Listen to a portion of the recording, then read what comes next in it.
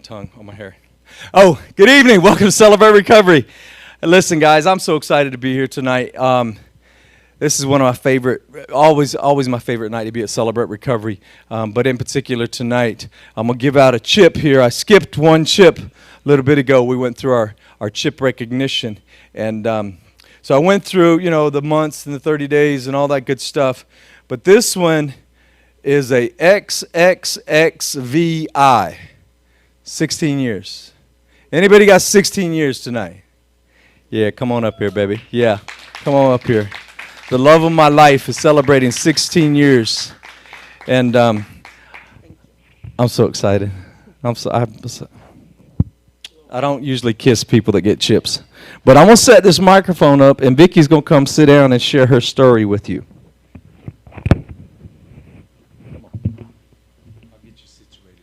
Let me get my mask and all that. Get my stuff out of the way. Good. Put it right there on the table. Okay. Hi. Okay, here we go. We good? Okay. Hi, my name is Vickie. I'm a believer and a follower of Jesus Christ, and I struggle with codependency, food, and contentment. Hey, the first time I heard the word codependency, I had no idea what it meant. It wasn't until George and I attended the Celebrate Recovery Conference in August of 2004 that I realized that I was codependent and that I needed recovery as much as George needed it for his addictions. While we were at the conference, I read something entitled, "What is Codependence?" This was a list of statements that I answered yes to on almost every statement. Some of these statements are, my good feelings about who I am stem from being loved by you. Your struggle affects my serenity. My mental attention focuses on solving your problems or relieving your pain. My fear of your anger determines what I say or do. After I read that, I heard the testimony of the founder of Celebrate Recovery, John Baker, and his wife, Cheryl. During her testimony, I realized for the first time that I was in denial and I was codependent and that I needed recovery.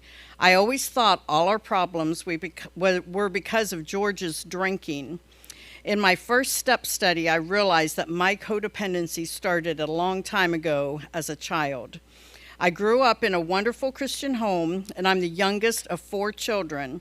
I have 2 sisters and a brother. My mom was always a stay-at-home mom and very dependent on my dad for everything, even taking her places because she never had a driver's license. So I grew up learning to be codependent without even realizing it. When George and I got married, I found myself being dependent on him for my happiness, just like my mom was dependent on my dad. But I now see that my codependency started a long time before I even met George. My codependency also had a lot to do with some of the things I did in my teen and my young adult years. I've always said that I was saved and baptized when I was 9 years old, but looking back, the only thing I really remember is being baptized. So I'm not sure I really got saved then, because I didn't really understand what that meant. I lived a very good Christian life, but I was very sheltered, and I was taught that to be a Christian meant to be a good girl, and it was all about my behavior and what others thought about my behavior. I was always really shy as a child until about 8th grade when I joined the youth group at my church. I grew up in a Baptist church and became very active in my youth group and youth activities. I became that good girl that always went to church until the summer before I went to high school. My best friend and I decided that to be in the popular crowd, we would have to learn to smoke cigarettes and drink beer like all the popular kids did. I smoked a cigarette for the first time, and I thought I was going to pass out. I was driving my car, which was not a good thing. I'll never forget it. All the cool kids with cars used to cruise through the city park, so that's where I was. So I was able to just pull over when everything went blank and I almost passed out. My best friend's family were members of a swimming pool and after, sorry, we're a swimming pool. So that's when, so we went and bought a big bottle of beer and went to the woods to drink it, and then went to the pool. I thought it was pretty disgusting, but the more I drank, the more I got used to it. It was easy to get beer and cigarettes by standing out 7-Eleven and asking someone to get it for you. Back then, the drinking age was 18, but by the time I turned 18, they had changed it to 21. So I had to have someone buy it. Looking back, I now realize that this was one of the first signs of my codependency. I was not depending on God. I put my values and my beliefs aside, but like most teenagers, I had a need to be accepted by the in crowd. The smoking and drinking didn't last for long for me. Because I was so active in my youth group, I knew it was wrong, but it would come back later in my life. I went through high school always looking for something or someone to make me happy and to be accepted. After high school, I went to a local community college, and while there, got to be friends with a girl who was really popular in high school. We started hanging out together and rode to school together most days, and the two of us that year were in a Miss America beauty pageant, and she won the pageant. I was so devastated and remember going to the dressing room and just crying because I got nothing. But I got over it, and we were still friends. By that same year, a boy that was a year older than me asked me out on a date, and we became really close really quickly, and we even talked about marriage. He was going to be a pastor, and we pretty much had the next 5 years or so planned. After my first year at the community college, I transferred to the same college he was attending, which was a Baptist college in West Virginia. But before school started that fall, he broke up with me, and I was devastated again. I went ahead and went to this college, and I had to see him with his new girlfriend, which he never married, by the way. I saw them every day. I wouldn't call it a Christian college because it was there that I pledged a sorority and started drinking again. Spending time with my sorority friends became more important than spending time with God. I grew farther and farther from God because I wasn't spending time with him. I started dating another guy at the new college, and we became really close really quickly, too. I was still searching for happiness, and the next summer, I renewed my friendship with the same popular girl from high school, and my codependency continued. Because I was not spending time with God, I was influenced to transfer to West Virginia University, which was a huge mistake. We became roommates off campus. So after 3 colleges, several different majors, here I was at WVU drinking and partying every night and hanging out with people I never would have dreamed of being friends with in high school. It was here that I lost my virginity and found myself pregnant and scared to death. How would I tell my parents that their good little Christian girl was pregnant? So I told my roommate, and she said she had had 3 abortions and it was no big deal. So once again, I put my beliefs and my values aside, and I had an abortion like her. I knew in my heart it was wrong, but I rationalized it as the best option for my life at the time. It got me out of the situation so I didn't have to deal with it. I was in complete denial. The emotional pain and guilt became so overwhelming that I started drinking every night, and sometimes I would wake up in a strange place and couldn't remember how I got there. So after my first semester at WVU, I was flunking all my classes, and I was so unhappy with my life, I quit school and went back home to get my life together. So I thought. I felt I was too old to be living with my parents. So after a few months, I got a job and found an apartment, and I was out on my own. Again, I found myself with the wrong crowd, and the partying continued. I reunited with an old boyfriend who had a fiance, and I was pretty much the other woman. I hung out at the same bar as him and usually ended up going home with him. He used to tell me he was not good for me and that I should find a good Christian guy to date. I see now I was looking for that perfect man that I thought would make me happy. A few years later is when I met George. I thought I had found happiness. We met at Myrtle Beach one weekend and dated long distance for over a year. I finally found my knight in shining armor that took me out of small town West Virginia. But I found myself just hiding again. George was in the Marine Corps, stationed at Camp Lejeune, and in the first year of dating, he was deployed on ship for 8 months and ended up in Beirut, Lebanon. When he returned, he asked me to marry him, and we got married on August 20th, 1983. Yesterday was our 37th anniversary. After a few months of marriage, my knight in shining armor started to rust a little bit at a time. At first, we partied together, which was my lifestyle, At first, we partied together, which was my lifestyle when we met, but then God started tugging on my heart, and I decided that since I was married now, it was time to grow up and stop all this partying to start a family. George continued to drink, which put a real strain on our marriage. I wasn't the person that George married because I wasn't living for God when we met. Proverbs 22:6 says, "Train up a child in the way he should go, and when he is old, he will not depart from it." I was going back to the way I was raised, which was in a Christian home with no alcohol. George and I wanted to start a family, and I didn't see alcohol as part of that family. At this time, George had gotten out of the Marine Corps, and we moved to West Virginia, to the place I wanted to get out of, and we moved back to the town I grew up in, and we were living with my parents until we found jobs and could get our own place. One night the phone rang at 3 a.m., and it was George. He had been in an accident, and of course the phone woke up my mom and dad. This is before cell phones.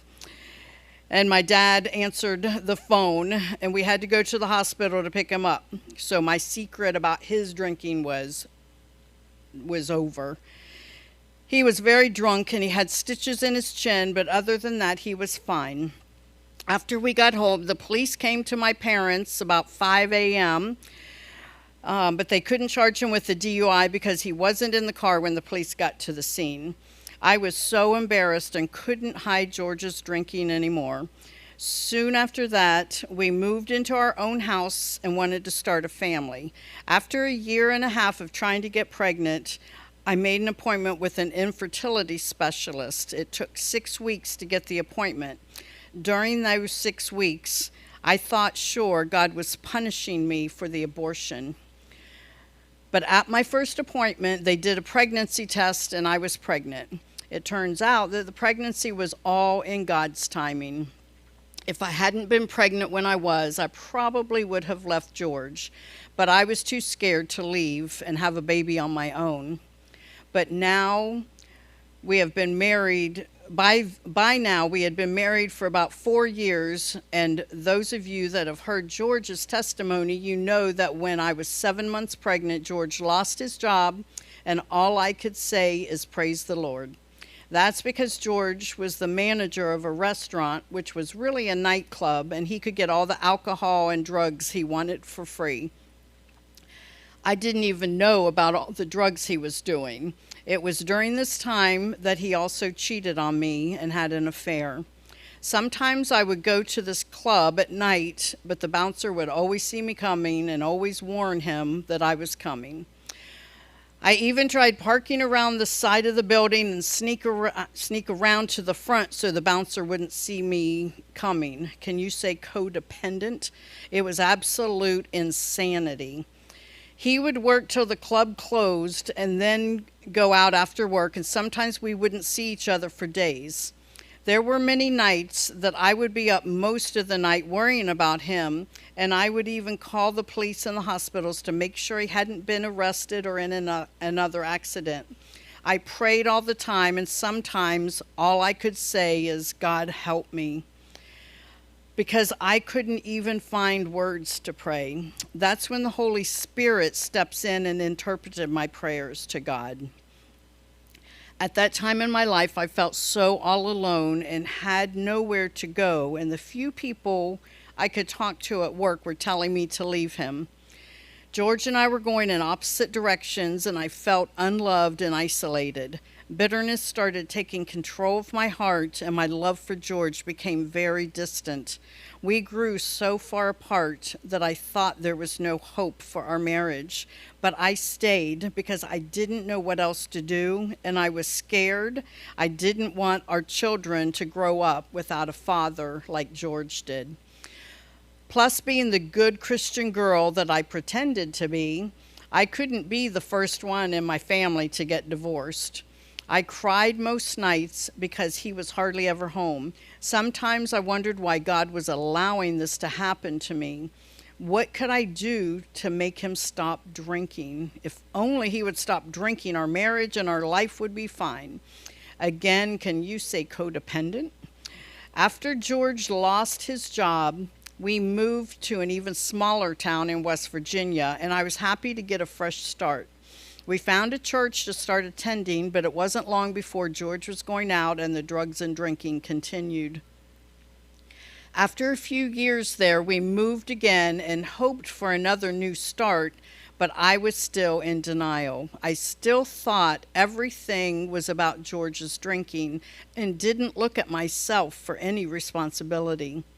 Sometimes I wish Celebrate Recovery existed back when George was drinking, because I now realize how my codependency enabled him to keep drinking.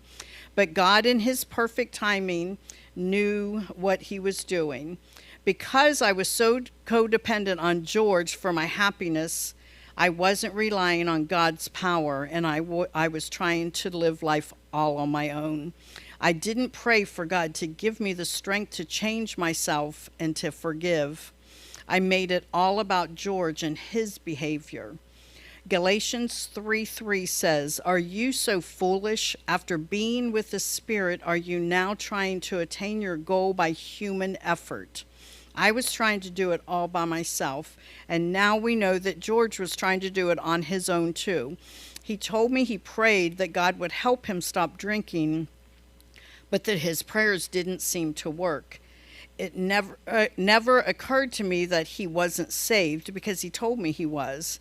It wasn't until we moved to Northern Virginia and went to Calvary Road Baptist Church that he realized that he wasn't saved. On November 5th, 1989, he was saved, and I thought all our problems were solved. Again, I thought I found happiness, but I was still searching in the wrong place. Every time George did something that I thought was wrong, I was miserable and couldn't believe he was doing this to me again. This all goes back to my codependency, being dependent on George to make me happy. When our son was born, George was working at our church in Northern Virginia, but he was still drinking. So here I was trying to raise our two children, hiding George's addictions from them, from the church, and everyone else in our lives. When George got saved, I started doubting my salvation when I was 9 years old, and talked with the pastor's assistant, and she told me that if I was 99% sure that I was saved, then I was 100% lost. That hit me so hard, I decided that I really wasn't saved when I was young, so I committed my life to Jesus, and George and I were baptized together. It took some time for George to get sober, and when he did, again, I thought our problems were solved. I was always looking for happiness in the wrong place. After George was sober for a few years, he felt God calling him to the ministry, but wasn't sure exactly what God wanted him to do. I was really excited that he had found what ministry God had called him to, and told him I would support him and do all the administrative work, but don't ever expect me to lead any groups, and don't ever ask me to speak in public, because I am not a leader. A word of caution: be careful what you say you won't do, and never say never, because God probably has other plans for you, and He will take you out of your comfort zone. On our first night of Celebrate Recovery, I had no choice but to lead the women's open share group, since there was nobody else to do it. I was scared to death and so uncomfortable, because at this time I was still that shy little girl and had not grown in my faith. But now, after several years, I've led several step studies, open share groups, and as you can see, I'm speaking in public. God forced me out of my comfort zone so He could work His plan in my life. I realized I had issues of my own, and that my issue wasn't really George. I had to give George over to God and work on my own issues. I realized I'm only responsible for me. In my first step study in 2005, while working on step 4, I realized that my codependency all goes back to when I was 2 years old and I was attacked by a dog. I was bitten in the face and had to have several stitches to repair the damage, which left scars on my face. This, of course, gave me lower self-esteem than I already had, and as I was growing up. And then when I was in 7th grade, I had cosmetic surgery to try to cover up all the scars. I was so embarrassed when I had to go to a new school with bandages on my face, and my self-esteem went down even further. As a result of this dog attack, I realized why I grew up so very shy and introverted and was scared of people. Through working step 4, I realized that's why I always was so embarrassed and ran away and hid from people and all situations. But I learned that God created me just the way I am, and that everything happens for a reason. Also, while working through the steps, I realized that I had other issues, like emotional eating and shopping. When things weren't going the way I thought they should go, I either ate or went shopping, or both. During the most recent step study that I did, God revealed to me that I'm a perfectionist. If things don't go the way I think they should, or people don't act the way I think they should, it drives me crazy and I want to fix it. This goes along with my codependency too. A lot of my current issues are a result of my codependency, which is relying on anything and anyone other than God. A few months ago, I realized that the finance and shopping issue is really an issue with contentment. I always felt I needed to compete with other women and coworkers in how I dressed and the material things that they had. I still like nice things, but now I realize how insignificant material things really are. 2005 was a very challenging year for me as I was working through my first step study. My dad was diagnosed with a non-cancerous brain tumor and passed away in October of that year. Plus, our perfect little Christian daughter started rebelling in high school, and at the time, it was one of the most devastating things I'd ever had happen to me. Over the next few days, I was so angry at God, and remember a discussion I had with Him during my quiet time. I screamed out at God and said, "How could you let this happen? I've prayed for her since she was born. She wasn't acting like I wanted or I thought she should be acting, so again, I was unhappy." During this time, God revealed to me that I thought I had this codependency thing all figured out, because everything was great with George and I. But God let me know that He was still in control. That morning, a Bible verse came to my mind, and I didn't even know where to find it, so I had to do some research to find out where it was. This verse is Genesis 50:20, and that has become my life verse that I now try to live by. This verse, the first part of the verse says, "They meant it for harm, but God meant it for good." In that moment, I realized that God had let all this happen to me to grow in Him. At that moment, my faith became mine for the first time in my life, and I understood what having a relationship with Jesus really meant, and I started growing spiritually. And I truly surrendered my will to Him. I truly believe that if I hadn't been in the step study, I would have let this tear me apart, and who knows what relationships would have been damaged in the process. Through all of this, our son was feeling neglected, which I tried so hard not to let happen. But soon after that, he went to high school and started his own rebellion and going his own way.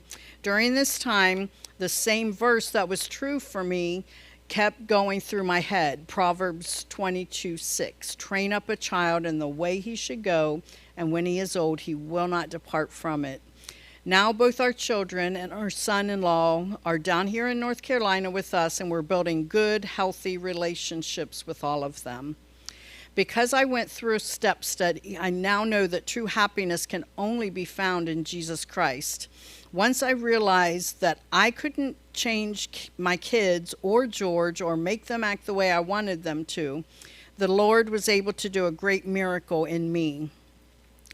I realize now that I can only change me and my reaction to my circumstances, and that God alone has the power to change our circumstances.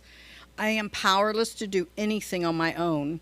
In 2 Corinthians 12:9, Jesus says, "My grace is sufficient for you, for my power is made perfect in weakness."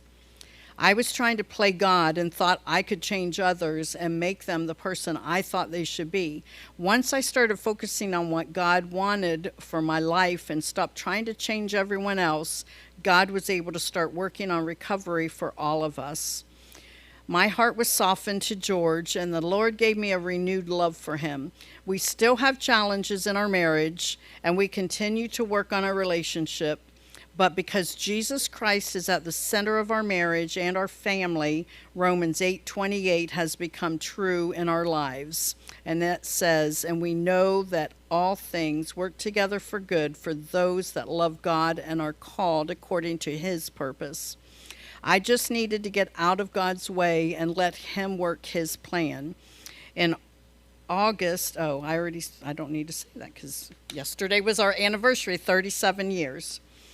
As I look back, I can see that God was preparing me as a Celebrate Recovery leader to become a pastor's wife. Through leading CR, God called George to plant the Point Church. Before CR, I would have panicked when our 2 to 5 year plan to plant the church down here turned into a 2 to 5 month plan. But I knew God was in control and would make all things work for His good. I'm so thankful to the Lord that He helped us put our marriage and family back together. Our children are adults now, but when they were young, I was a very good codependent and hid George's addiction from them, so they didn't even know Daddy drank. Until we started Celebrate Recovery, and George had to give his testimony in big church. I'm so thankful that the Lord spared them from knowing and growing up with an alcoholic father.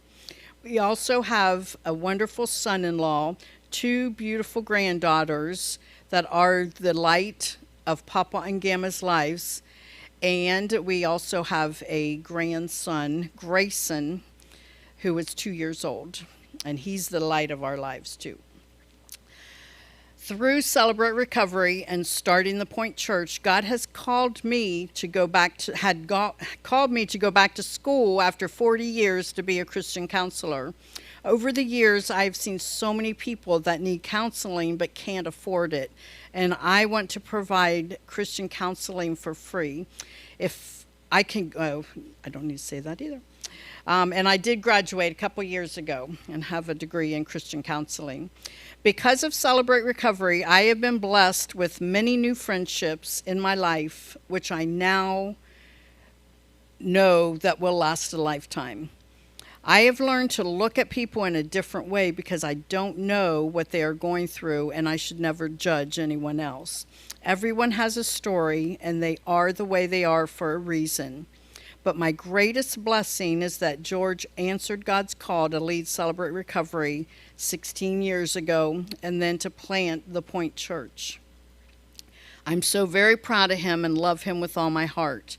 It's through Celebrate Recovery that I continue to see that happiness is having a day-by-day, moment-by-moment relationship with Jesus Christ. I want you to know that Celebrate Recovery is a safe place and a loving place, and if you work the program, it will work for you. It has truly changed my life and changed my relationship with my Creator. Thanks for letting me share.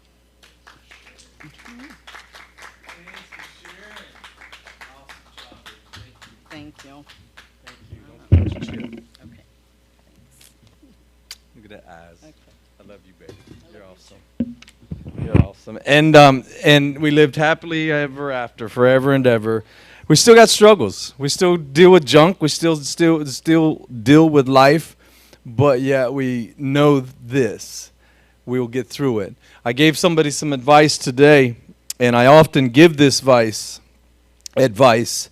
And this is, I got a lot of biblical knowledge. I get a lot of biblical advice, but sometimes the best advice I can give you biblically from a pastor's perspective is this: sometimes life just sucks, but we will get through it.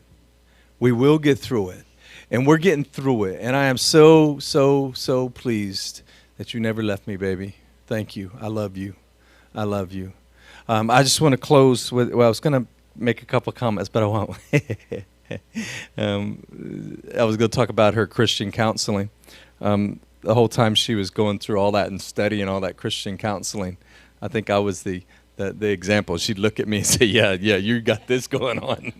But anyhow, hey, it all works. And ladies, she does. She loves to work with ladies. And so with that said, let's do this. Let me pray with you. And we're going to pray the serenity prayer. And if you want to join me, you can. It's on the front of your bulletin.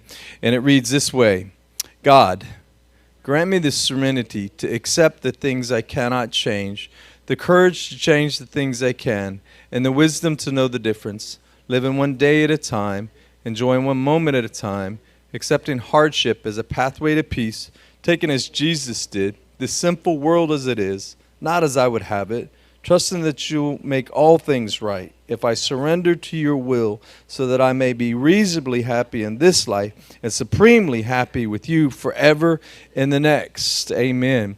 Let me just say this: because of the COVID and all that stuff, we're not doing small groups, okay? They will come back into effect eventually.